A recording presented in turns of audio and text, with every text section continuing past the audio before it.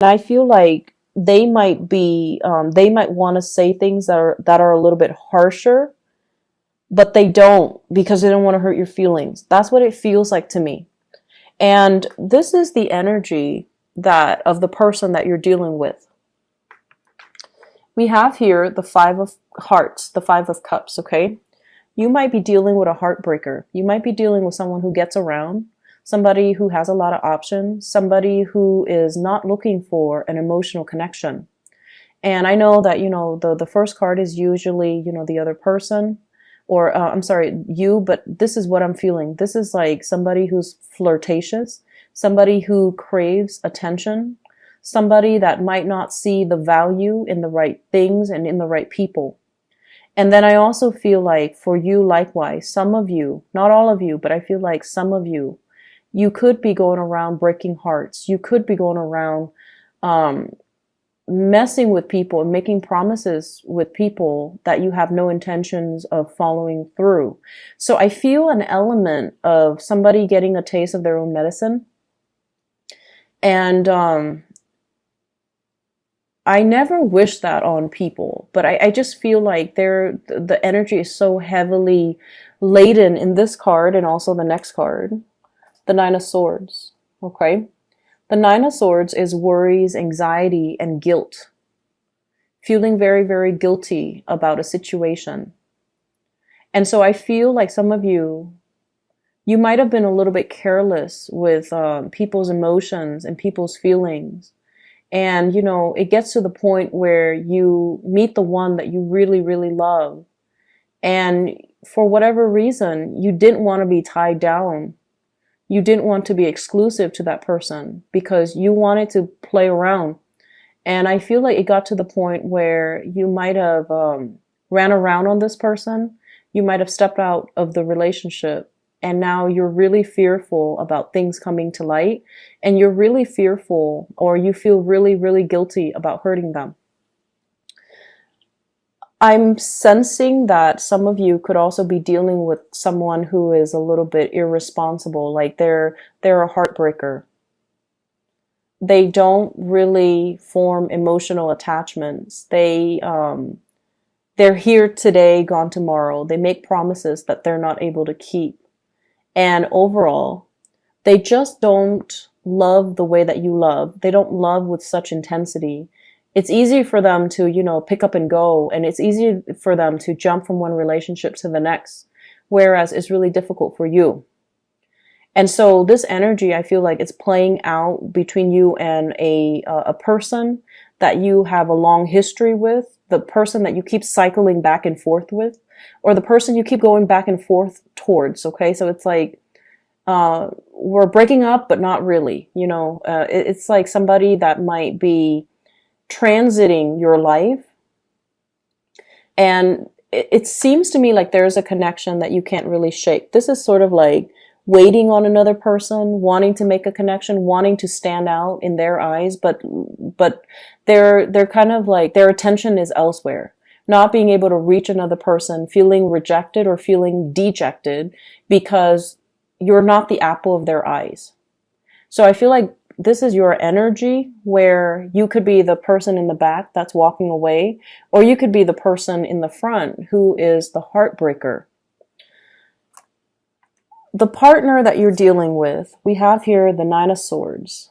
The Nine of Swords, air sign, Aquarius, Gemini, and Libra.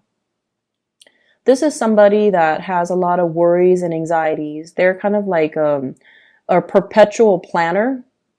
They worry about things. They plan out the future, and they're so far in advance that they kind of work themselves into a frenzy.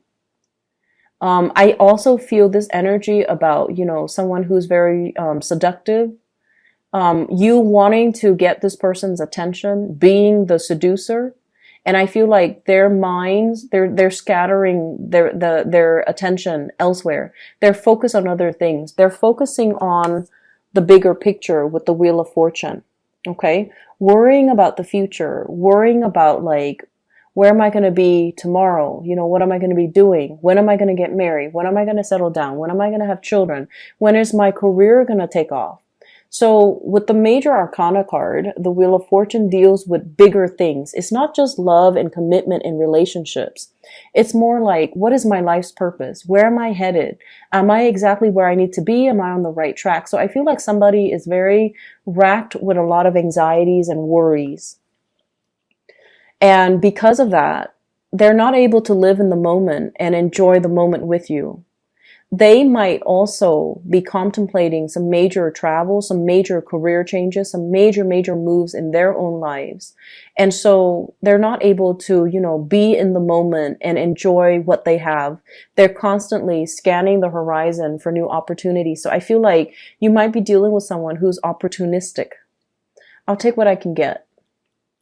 I'll take it for what it is. I'll take it today. And then if something better comes along the next day, I'll take that and leave this. So I'm sensing here, in terms of the relationship department, I just feel almost like you're barking up the wrong tree, or you're with somebody that might not be, you might not be the sole focus of their attention because of other things. Okay. It's sort of like life is driving a wedge between you and another person, where the two of you are not able to come together because of where you are in life, because maybe your life goals and your career and your aspirations are not in alignment with one another.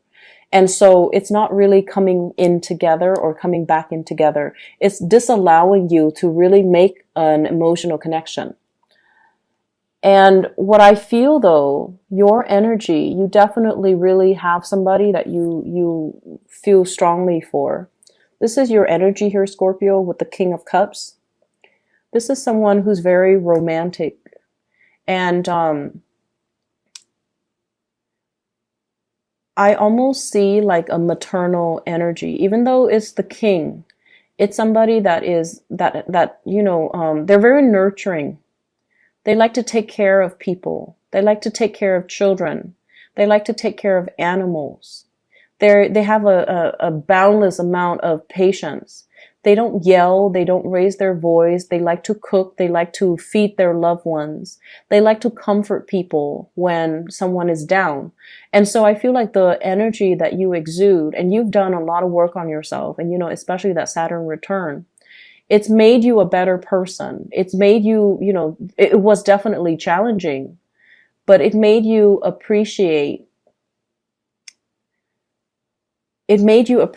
loyalty. It made you appreciate, the softness in your interactions with another person. And I feel like, as difficult as that Saturn transit a few years back was, it really made you grow as a person, and that you can be a lot more tolerant, compassionate, and understanding. And as a result of it, I feel like, you have someone in your life and you really respect them. You really want to make an offer to them. And you have in your mind what the future is going to look like, what the future is going to hold. But at the same time, the person that you're dealing with here, we have the Eight of Pentacles. Someone who's a workaholic, someone who's so focused on building wealth, building their career, building things for themselves that they're not really able to accept the offer. Someone whose attention and focus is really elsewhere. And so while you spend a lot of time making gestures towards the other person, they're not really noticing it. Or they have other options and they're not able to see the value and the devotion and the level of commitment that you're able to give them. Because, for them, whatever it is that they need in their lives, it's different. Like goals and aspiration, dreams, and ultimate end goals and professional development and achievements. These are the things that they care about. They care about all the tangible things, and they're not looking at you with your full potential. So it's almost somebody who is not really interested in looking for love. Maybe they're like this, they want to have experiences. They're not looking for the great love or the grand love, and they might not see the value in the right things. So you're kind of barking up the wrong tree. You're kind of barking up the wrong tree with this person. I feel like for those of you who are single, you're really looking for love. You're really looking for that emotional connection with another human being. And you might, gravitate towards the first thing that sticks. And you're not being discriminate. And you're not really looking at things from the other person's perspective. And you're not really assessing what is it that they need? What kind of a person are they? And, if I care about them, if I love them, what can I offer that they will accept? What can I offer that they will love? So I feel like you're very fixed in your ideas of what love means to you. And you kind of give that because you think that's what everybody needs, rather than assessing what the other person needs and then offering them what they need. And so I feel like there's a mismatch in values. There's a mismatch in expectations. And there's also a mismatch in this person is clearly focused on other things. And I feel like you're not really seeing that for whatever reason. If you're dealing with someone like this, they're not a relationship. They're not looking for a relationship. They're just not looking for a relationship. They're going to go around breaking hearts. They're going to go around experiment. And, their love is just not really their primary agenda. They're focusing on themselves.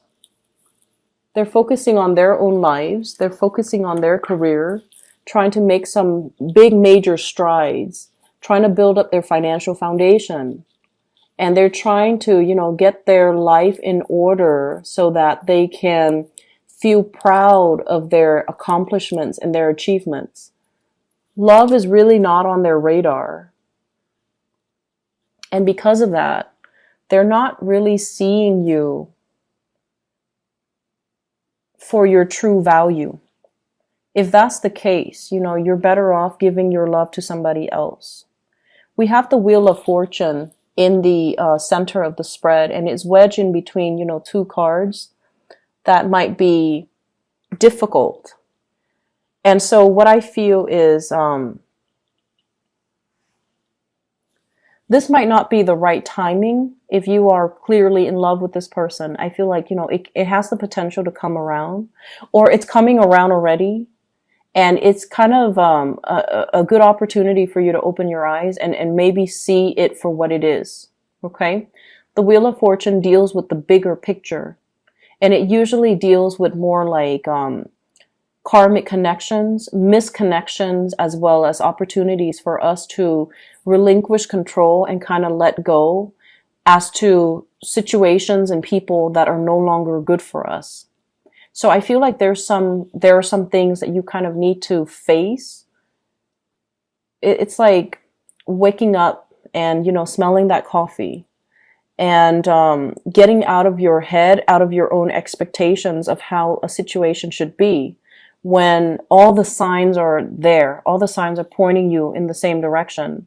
And they're telling you like what you're assessing or what you're feeling is not really the reality. Like, wake up and smell the roses.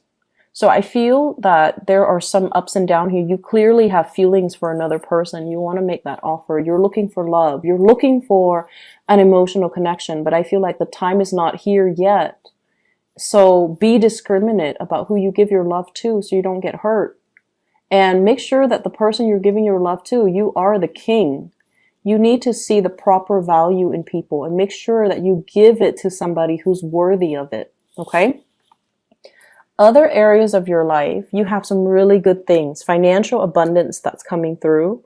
After much struggle, after a lot of dedication and just, perseverance. We have here the Wish card. We have the Nine of Cups. And so I feel like, financial abundance is on the offing for you.